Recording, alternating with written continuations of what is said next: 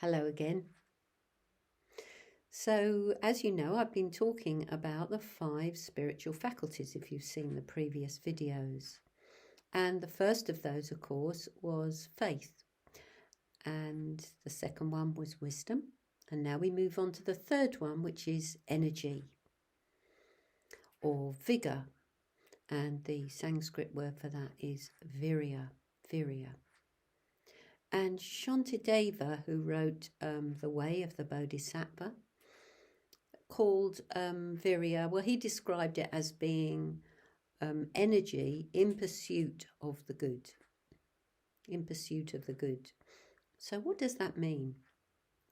Well, obviously it means the skillful rather than the unskillful. So we're very good at using our energy in lots of ways that isn't particularly helpful for us. And it's quite interesting to think about getting a balance with our energy, because we need energy in order to do anything. In fact, our whole body and mind, you could say, is simply energy that comes together in a particular way within our within the elements of our body. But really, we are just energy. And you could think of energy around how we direct our energy, what we focus on, what excites us, what motivates us. And hopefully, when we find meditation, when we come across Buddhism, very often there is a response of excitement, because we know that it's going to lead us to helpful states of mind. So virya is energy in pursuit of the good.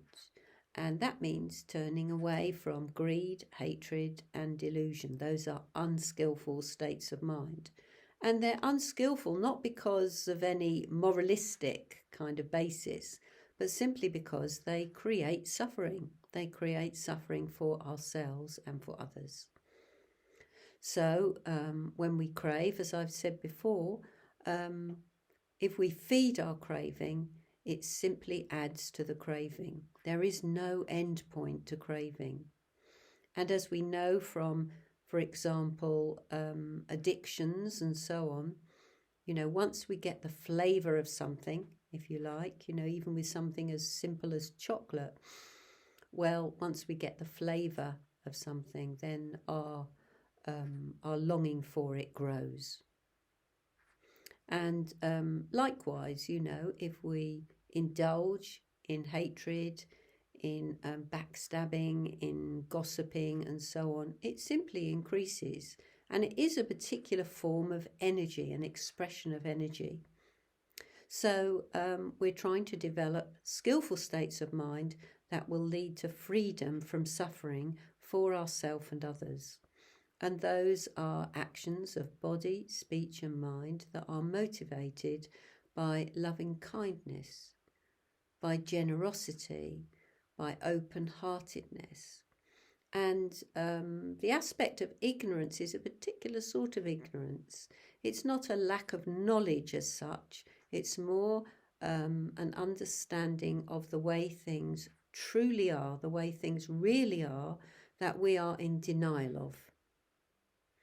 So you probably know that Buddhism has a lot of lists, and those lists are very helpful for reminding us what we're trying to practice. So virya, or energy in pursuit of the good, is one of the 7 factors of enlightenment, and it's also one of the Noble Eightfold Path.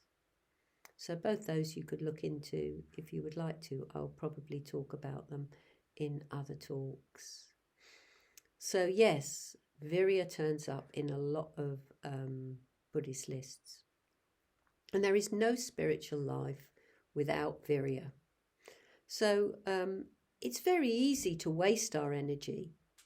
And I think one of the most common ways that we waste energy, which is perhaps less obvious than some of the other ways, is with negative thinking, with intolerance, with irritation, with blaming, So these go on in quite a subtle way within us all the time, and they dissipate our energy, they blow our energy. So what meditation does is contain the energy and direct the energy, direct it to more skillful states of mind. I mean, that's pretty obvious in the Metta Bhavana, isn't it? Where we generate loving kindness, firstly for ourselves and then for other people. And so obviously that is using energy in a particular way. But, energy we also cultivate, bring into being through mindfulness.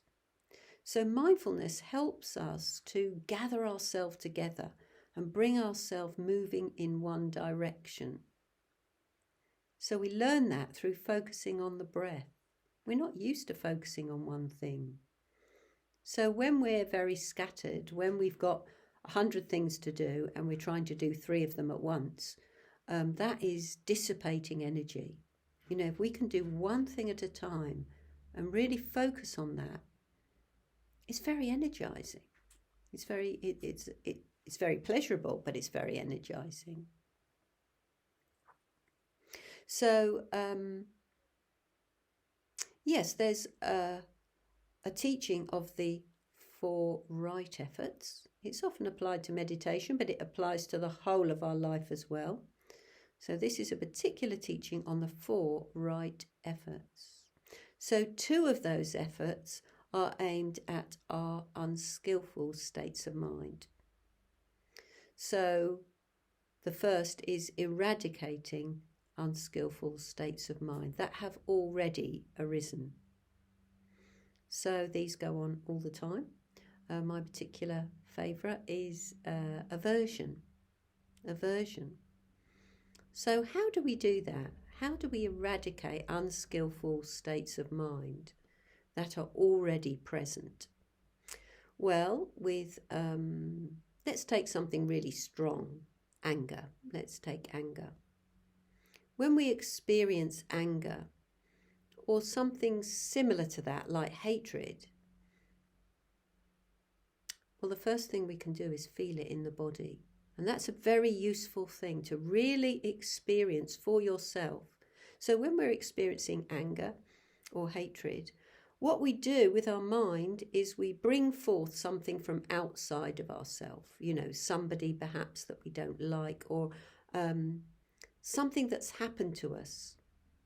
And so we bring to mind all the concepts associated with that, all the drama associated with that. So we're looking outside of ourselves. Instead, if we can look at what's going on, firstly in our body, we can see how we're poisoning ourselves. We can witness that really clearly. So when I have aversion, I can feel tight in my body. I can feel constrained. I feel very small. I don't feel expansive. Suddenly everything seems very tight and confined. And if it's very strong, I can feel very stirred up. I can give myself a headache, for example. Or I can feel quite shaky, even if it's strong. I'm sure you can recognize these feelings for yourself. It's not a pleasant feeling. And it can take some time for those feelings, those sensations in the body to actually go. So when we experience aversion of any sort, aversion to something outside ourselves, we're not hurting whatever it is that we are averse to or that we hate. They are completely oblivious of it, but we are really hurting ourselves. Now, if we can really see that, genuinely, if we can really see that, experience that, it's like, why would we keep doing that to ourselves? So, noticing the experience of having a negative state of mind is very, very useful. And the same applies with craving. There's this impetus, it takes us over. You know, if we've got a sweet tooth, it's like, even if we're really determined not to give in to it, it's like playing on our mind. It's plaguing us. So notice, really notice. So when unskillful states of mind are present, noticing them. And sometimes we just have to say to our mind, no, I'm not going to think about this anymore. I'm going to direct my mind elsewhere. So, for example, with hatred, the obvious antidote to that is loving kindness, is sitting down and doing some metta for ourselves as much as for other people. So we eradicate unskillful states of mind. That's the first of the 4 right efforts. And the second one is to prevent unskillful states of mind from arising. And there's lots of ways we can do this.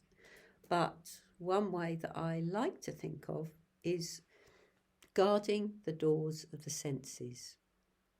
Guarding the doors of the senses. I know it's something I talk about quite a lot. So how do we do that? Well, we make decisions, we make choices about what we expose ourselves to. If we want to prevent unskillful states of mind, then it matters what we're feeding our mind with all the time. And if we make those choices, then, you know, there will be benefits. And I'm brought to mind, programs, images I've seen of maybe monasteries. And sometimes you'll notice that monks have got a big hood with their cape, with their cloak. And that hood prevents them from really looking around. I mean, it's a bit of a radical example, but it will help you understand this. So, yes, they're prevented from looking around. Same with a nun's wimple. You know, what they wear prevents a lot of easy movement, prevents a lot of moving the head around a lot.